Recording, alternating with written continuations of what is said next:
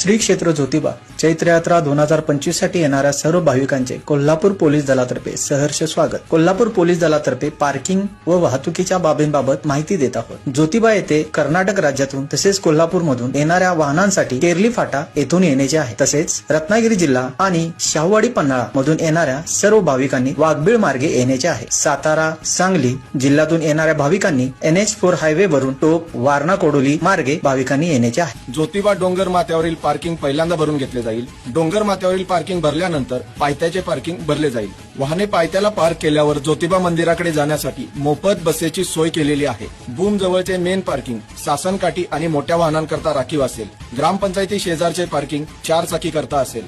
Central plaza सासनकाठी आणि मोठ्या वाहनांकरता राखीव असेल। ज्योतिबा येथून केरलीच्या दिशेने आपण जात आहोत। जुने एसटी स्टँड समोर 4 चाकी पार्किंग, MTDC परिसरात दुचाकी पार्किंग, तळ्यावर दुचाकी पार्किंग, तळ्यासमोर पठारावर पिराचा कडा येथे 4 चाकी पार्किंग, नवीन एसटी स्टँड पाठीमागे 4 चाकी पार्किंग, नवीन एसटी स्टँड समोर तोरणाई कडा 4 चाकी पार्किंग, गायमुख टी पॉइंट येथे जुन्या आंब्याच्या झाडाजवळ 4 चाकी पार्किंग, दानेवाडी क्रॉसिंग येथे डाव्या बाजूला दुचाकी आणि उजव्या बाजूला 4 चाकी पार्किंग। आता आपण मेन पार्किंग येथून गिरोलीच्या दिशेने जात आहोत। यमाई मंदिराच्या अलीकडे वळणावर 4 चाकी पार्किंग, यमाई मंदिरासमोर उजव्या आणि डाव्या बाजूला 4 चाकी पार्किंग, यमाई मंदिराच्या पाठीमागे